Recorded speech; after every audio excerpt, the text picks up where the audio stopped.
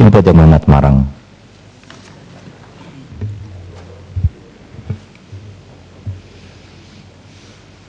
Assalamualaikum warahmatullahi wabarakatuh. Alhamdulillah rabbil alamin wa bihi nasta'in. Wassalatu wassalamu ala Rasulillah wa ala alihi wa sahbihi wa man wala. Datuk Yang Pertua, pertama tahniah di atas pemilihan Datuk Yang Pertua dan pembantunya meneruskan tugas mengendalikan Dewan ini. Terima kasih, Muhammad. Bagi meneruskan peluang saya untuk membahaskan kitab ucapan si Pertua Benda Yang Tuan Agong yang merupakan amalan konsep Raja Berperlembagaan. Kerana kita diizinkan untuk membahas kitab ucapan mengikut peraturan-peraturan Dewan. Dan sebab itu dalam membahaskan kitab ucapan tidak sepatutnya masih lagi menjadi pertikaian. Kerana kita ada peraturan Dewan, standing order. Ada perkara yang boleh dibahas dan ada perkara yang tidak boleh dibahas. Menunjukkan bahawa dalam konsep amalan demokrasi yang selaras dengan Islam, kita tidak boleh menjadikan kerajaan itu maha suci daripada segala sifat kekurangan. Kerana ada kelemahan-kelemahan, ada salah laku yang perlu diperbetulkan. Kerana sebarang kesilapan kerajaan, kesannya bukan sahaja mengenai penyokong-penyokong kerajaan, termasuklah mereka yang tidak menyokong kerajaan. Dalam masa yang sama, kita perlu memahami bahawa seluruh rakyat membayar cukai, membayar bayaran yang diwajibkan. Ketika dia ambil cukai, tidak ditanya kamu penyokong kerajaan ataupun pembangkang. Dan sebab itu apabila sudah selesai pilihan raya,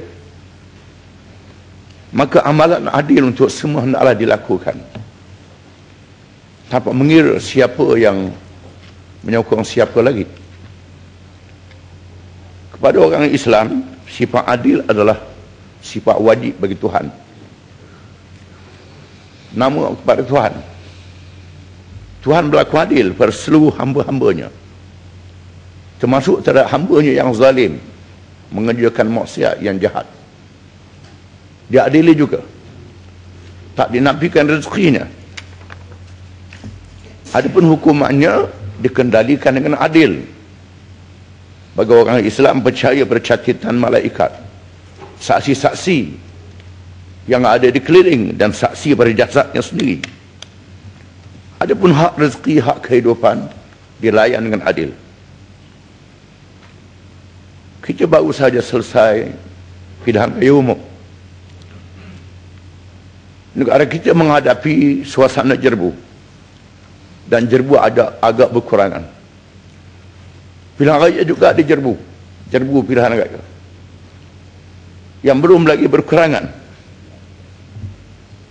Kerana amalan demokrasi yang banyak kekurangan, yang banyak kelemahan di seluruh dunia, dalam negara yang mengamalkan demokrasi dilakukan pembaharuan, reformasi dari semasa ke semasa sehingga menjadi makin baik. Kita melihat di negara kita ini pembaharuan dan islah terhadap demokrasi tidak berlaku dengan cara yang serius, yang sungguh-sungguh. Bila ada pihak yang tidak mahu menerima kekalahan, yang mahu menang selama-lamanya sampai kiamat, itu satu sikap yang tak betul. Di negara-negara dunia, parti-parti politik yang memerintah bergilir setelah lama dia memerintah mesti mengalami kelemahan-kelemahan. Bila lemah, rakyat tolak dan dia berundur dan dia berehat dulu, parti lain ikut memerintah. Parti lain yang memerintah bila lama ada kelemahan, ditolak oleh rakyat, dia berundur. Parti dulu balik pula memerintah. Ini terus menerus. Peraturan tidak diubah untuk menjamin supaya mendapat kemenangan selama-lamanya. Maka berlakulah salah laku dalam amalan demokrasi. Yang sebab itu dalam perjalanan pilihan raya ini, ada perkara yang kita iktiraf, ada perkara yang kita tak iktiraf. Oleh kerana itulah kami datang ke sumpah. Kami iktiraf kemenangan ini, walaupun menghadapi banyak salah laku dan penipuan. Dalam masa yang sama ada perkara yang kita tak iktiraf. Maka berlakunya petition.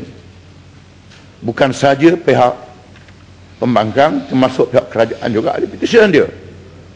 Menunjukkan kemenangan yang tidak menyenangkan, kerana masih ada lagi perkara-perkara yang tidak betul di dalam amalan demokrasi, mengikut konsep demokrasi yang sebenarnya. SPR yang telah terkongkong Suruhanjaya Pilihan Raya di bawah Jabatan Perdana Menteri, di bawah Suruhanjaya Pemerintahan Awam, pegawai-pegawainya masih boleh dikongkong, masih boleh diawasi, boleh tidak bebas dengan sepenuh-penuhnya, dan tidak dijamin pegawai-pegawai ini boleh melaksanakan pilihan raya dengan adil dan telus. Dengan sebab itu kita perlu pada Suruhanjaya Pilihan Raya yang betul-betul sebagai satu badan yang bebas, bukan di bawah Jabatan Perdana Menteri, ikutlah di bawah raja-raja, di bawah apa sahaja. Satu badan yang bebas supaya pegawai dapat mengendalikan pilihan raya dengan sebaik-baik. Dan pada saya tak mahu nak suruh kerana salah laku ni supaya mereka letak jawatan, kerana saya faham bila mereka letak jawatan, mereka pegawai kerajaan, dinafikan pension, dinafikan macam-macam. Ini ikatan-ikatan yang mengongkong, yang menyebabkan jadi kesulitan kepada mereka untuk menjalankan tugas dengan adil dan tulus. Kita masih lagi mengalami sebagai contoh daftar pemilih. Daftar pemilih yang masih banyak keraguan-keraguannya. Daftar pemilih ada kawasan mengundi yang jumlah undinya mengatasi penduduk, mengatasi isi rumah yang sepatutnya. Dan ada warga-warga asing yang dapat IC, dapat IC, boleh mengundi, boleh menentukan keputusan pilihan di negara kita. Undi awal, undi pos, sebagainya. Ini adalah perkara yang tidak boleh memelihara pengundian itu berlaku dengan adil. Bukan ada wakil rakyat yang menang bukan dengan undi rakyat, undi pos. Jadi wakil pos lebih layak daripada jadi wakil rakyat. Undi awal, undi yang tipis menang dengan undi pos. Undi yang tidak boleh diawasi, yang tidak boleh dikawal, yang tak jamin ketelusan, tak jamin keadilannya. Kawasan pedalaman yang jauh seperti di Malaysia Timur yang memerlukan bawa peti undi dengan helikopter. Ini benda yang banyak boleh kita percakapkan. Bukan dakwah kekal. Dikatakan dakwah kekal, tetapi bisa kekal. Seluruh air pun hilang, lumur sabun pun hilang.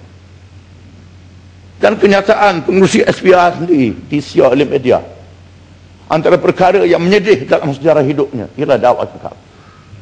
Oleh kerana itu perlu satu tindakan yang berani terhadap dakwah kekal ni. Biar SPR yang masuk siasat, siapa yang dapat tender yang boleh jadi begini, jadi selalu macam ini. Dalam amalan demokrasi, bukan sahaja kereta undi, bukan sahaja pengundi, termasuk media. Media adalah saksi kepada kehakiman rakyat. Rakyat yang menjadi hakim perlu mendapat maklumat daripada semua pihak, bukan maklumat daripada satu pihak sahaja. Dan sebab itu dalam negara yang mengamalkan demokrasi, media cetak dan elektronik diberi peluang kepada semua parti-parti politik yang dibenarkan untuk bertanding pilihan raya. Bahkan dalam masa pilihan raya, TV kerajaan, TV swasta diberi peluang untuk debat, untuk dialog daripada semua pemimpin parti politik. Rakyat boleh melihat di seluruh negara, rakyat boleh menyoal. Kalangan ilmuwan, kalangan masyarakat boleh menyoal calon-calon mereka, pemimpin-pemimpin mereka, dan mereka dapat menilai. Sepatutnya kerajaan jangan takut dalam keizinan ini. Sepatutnya keizinan ini memberi ruang berkerajaan untuk mengetahui kelemahan-kelemahan dan kesilapannya. Kalau dia boleh jawab dengan betul, rakyat boleh sokong dia lagi. Penjelasan. Kalau jawab tak betul, maka rakyat boleh hukum dia. Penjelasan. Terima kasih, Marang. Tuan Speaker, saya nak merujuk kepada kenyataan yang telah dikeluarkan oleh Marang sebentar tadi, bahawa di antara kelemahan-kelemahan yang dimaksudkan dalam urusan pilihan raya baru-baru ini ialah apabila ada rakyat ataupun warga negara asing boleh mengundi. Jadi bolehkah Yang Berhormat Marang menjelaskan kepada sidang dewan kita pada hari ini, warga negara manakah yang dimaksudkan dan berapakah jumlahnya? Saya cuma ingin menjelaskan berdasarkan pembacaan saya, isu yang timbul tentang warga negara ini ialah warga negara Bangladesh yang disebutkan. Tapi berdasarkan kepada fakta, hanya 113 orang saja warga Bangladesh yang mendapat kerakyatan. Dan daripada itu, 85 orang saja yang layak mengundi. Dan yang berdaftar mengundi 41 daripada 85. Lagi selebihnya 28 orang tak layak mengundi. Jadi di mana datangnya alasan-alasan mengatakan ada pengundi-pengundi daripada negara-negara luar yang diberikan kerakyatan dan boleh mengundi, sedangkan jumlahnya tidak pun sampai sebagaimana didakwa oleh pihak pembangkang. Terima kasih. Yang Marang bagi sedikit laluan, saya nak tanya merujuk kepada persoalan yang sama. Apakah Yang Berhormat Marang sedar bahawa mengikut pegawai kerajaan yang bertanggungjawab di Sabah dan Sarawak mengenai IC kad pengenalan ini, bahawa 130,459 kad-kad yang dipertikai diberikan di Sabah, dan mereka ini didapati mengundi juga di Selangor, wilayah Persekutuan dan Johor. Apakah Yang Berhormat Marang sedar bahawa pengurusi SPR sendiri, Tan Sri Aziz, mengumumkan dalam kenyataan media bahawa beliau sendiri akui ada pertikaian dan persoalan kehadiran 60,673 orang yang ada kad pengenalan yang dipertikai. Ini pengakuan daripada SPR sendiri. Terima kasih Yang Berhormat. Yang pertama tadi menyoal macam pembangkang, kita pula macam kerajaan. Tak apalah, kalau kita mendapat kemudahan daripada kementerian-kementerian untuk memberi maklumat dengan cara yang sungguh-sungguh, sudah tentu banyak pendarahan dapat dibuat. Dengan sebab itu di akhir ucapan ini, oleh kerana ada soalan, saya mencadangkan ditubuhkan satu tribunal untuk postmortem pilihan raya umum 13. Di sana banyak salah-salah laku yang ketara yang dapat kami buktikan, bah yang dapat kami tahan di Terengganu sendiri. Pengundi-pengundi di luar daripada negeri Terengganu, pengundi-pengundi yang tak cukup umur, pengundi-pengundi warga asing, malangnya warga Myanmar, pendatang yang pelarian yang patut diberi perlindungan, mereka juga digunakan sebagai pengundi-pengundi. Sekiranya tribunal ini dapat diwujudkan, dilantik anggota daripada pihak-pihak yang betul-betul dipercayai oleh semua pihak, saya akan ada satu pendedahan yang akan dapat kita lakukan, dan sebabnya dijawab oleh Penguasaan Pauh, Ketua Pembangkang. Itu satu bahagian kecil, banyak lagi benda-benda yang besar yang boleh didedahkan sekiranya dapat diadakan tribunal ini. Dengan sebab itu kerajaan mesti berani dalam melakukan perubahan terhadap konsep demokrasi di negara kita ini. Bahkan bukan sahaja dalam masalah daftar pemilih, nak tentu tarikh pilihan raya pun payah. Sepatutnya dalam amalan demokrasi, SPR boleh menentukan tarikh pilihan raya lebih awal. Tahu, ada negara yang 5 tahun dah tahu, 10 tahun, 4 tahun dah tahu. Ini seminggu lagi baru nak tahu. Tarikh pilihan raya teka-teki. Seolah-olah dirancang lebih dulu supaya dibuat strategi parti yang memerintah itu betul-betul kukuh, betul-betul dapat melakukan persediaan yang lebih awal, yang betul masuk segala ceruk akal umum rakyat. Setelah jamin baru diumum tarikh pilihan raya. Ini konsep demokrasi yang menjamin satu parti untuk menang selama-lamanya. Banyak lagi salah laku. Saya balik pada masalah media dalam negara yang mengamalkan demokrasi yang sebenarnya kita melihat penjelasan bagaimana dia beri peluang kepada semua parti politik untuk menyatakan pandangan mereka dan rakyat boleh minta penjelasan. Sila. Terima kasih Marang. Saya tertarik dengan cadangan Marang untuk tribunal dan saya juga tertarik dengan kata-kata bahawa adil itu adalah konsep yang penting dalam Islam. Jadi apabila kita berkawan dengan saudara seperjuangan kita dari PAS, kita belajar bahawa dalam Al-Quran ada disebut dalam surah Al-Hud ayat ke-85 bahawa jangan kurangkan kepada manusia apa yang menjadi hak-haknya.